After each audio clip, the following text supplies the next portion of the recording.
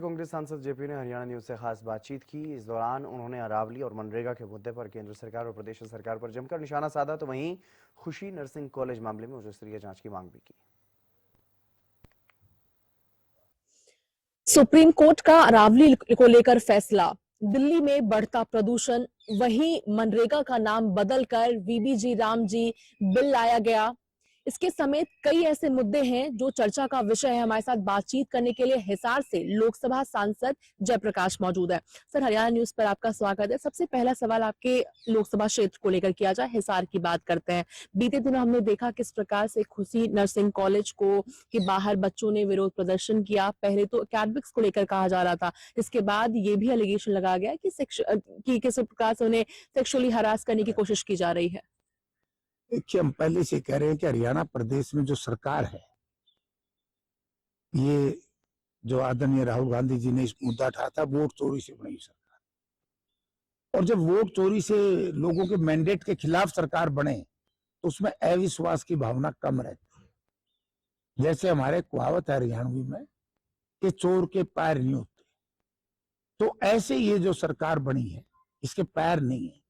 यानी कि आज मैं मुख्यमंत्री से लेकर के मंत्रिमंडल के सभी सदस्य और भाजपा के संगठन के लोगों से पूछना चाहता हूं, अब वो नारा कहां है, बेटी बचाओ बेटी पढ़ाओ। बेटी पढ़ाने के लिए स्कूल बंद कर रहे हो, बेटियों को बचाने के लिए कितनी बार इस तरह के यौन शोषण के मामले आए, चाहे वो खिलाड़ियों के साथ आया, चाहे वो कोच का हरियाणा में आया, संदीप सिंह उस वक्त स्पोर्ट्स मिनिस्टर थे, कोई एक्शन नहीं। अब जो कई दिन से ये चल रहा है नानुंद के पास,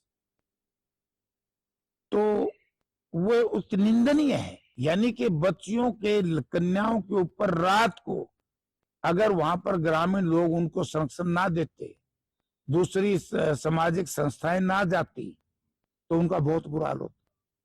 मैं आज भी मैंने बात करी, कल भी मैंने बात करी प्रशासनिक अधिकारियों से कि भाई क्यों नहीं उनकी बात को माना जाता है, उसकी जांच कराओ। बड़ी हाई लेवल की इसमें कमेटी कॉन्स्टिट्यूट करके, क्या जो वहां की मैनेजमेंट है उसने उन कन्याओं के साथ इतना बुरा व्यवहार किया और उसके बाद भी एक्शन नहीं, तो इससे बुरी बात क्या हो सकती है। उस पर एक्शन होना चाहिए।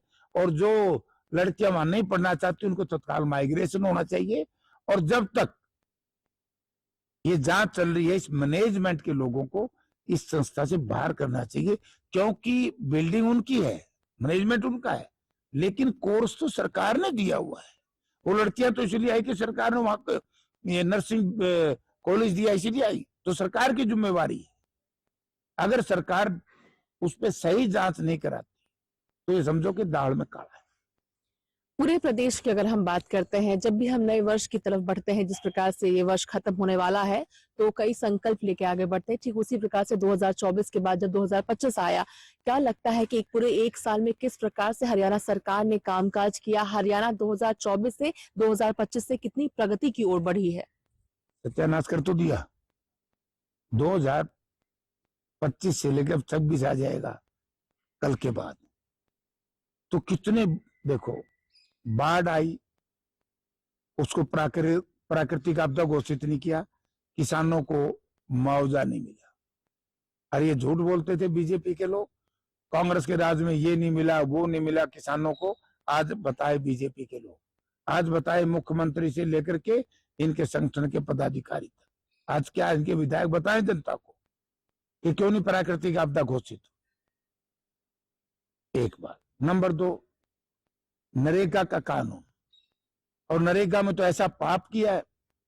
जब हमारे साथी ने, मौलाना साहब ने प्रश्न पूछा पार्लियामेंट में, तो ग्रामीण विकास और कृषि मंत्री जी ने जवाब दिया कि 8,000 समथिंग पंजीकृत मजदूरों को में से केवल 21 को रोजगार मिला। और जब मैं बोल रहा था पार्लियामेंट में, तो मैंने कहा कि मंत्री जी अपने जवाब में ये भी बताना, जो नरेगा का कानून है उसमें ये था, जब कांग्रेस ने बनाया, आदरणीय श्रीमती सोनिया गांधी जी ने इसका ओपनिंग करी, तो उस वक्त ये था कि वे 100 दिन का रोजगार देंगे, रोजगार नहीं देंगे तो जितनी वेजीज है जिस स्टेट की, तो घर बैठे बेरोजगारी भत्ते के रूप में उसको देंगे। तो जवाब आया कि हरियाणा में कोई बेरोजगारी भत्ता नहीं दिया गया। और अब नया कानून ला करके और आदरणीय महात्मा जी की आत्मा का बिल्कुल उन्होंने कत्ल कर दिया।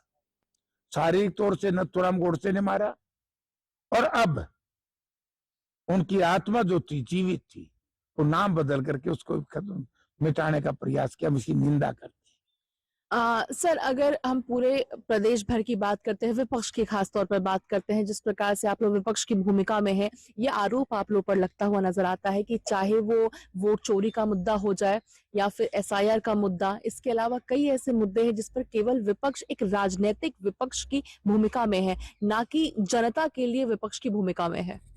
देखिए, जनता के लिए क्यों नहीं है? वोट चोरी का इशू जब राहुल जी लेकर के आए और असलियत थी, ना तो चुनाव आयोग ने उसके ऊपर कोई एक्शन लिया।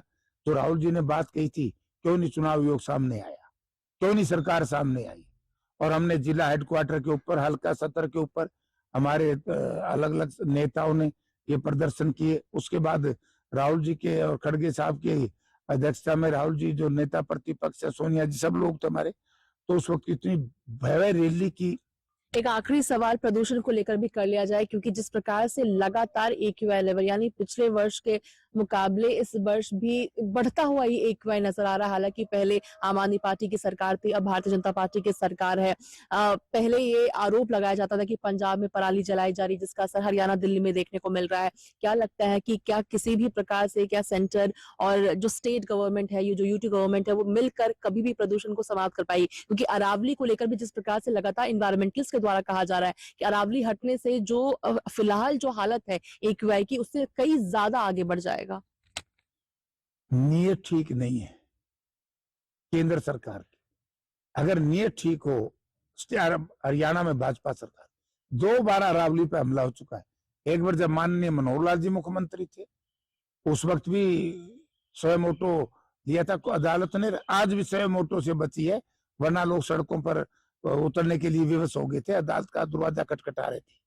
धन्यवाद हमसे बातचीत करने के लिए। तो हम सुन रहे थे हिसार से लोकसभा सांसद जयप्रकाश जी को तमाम मुद्दों को लेकर हरियाणा न्यूज से खास बातचीत की। दिल्ली से कैमरा पर्सन मनीष के साथ Aparajita Shri, Haryana news. Supreme court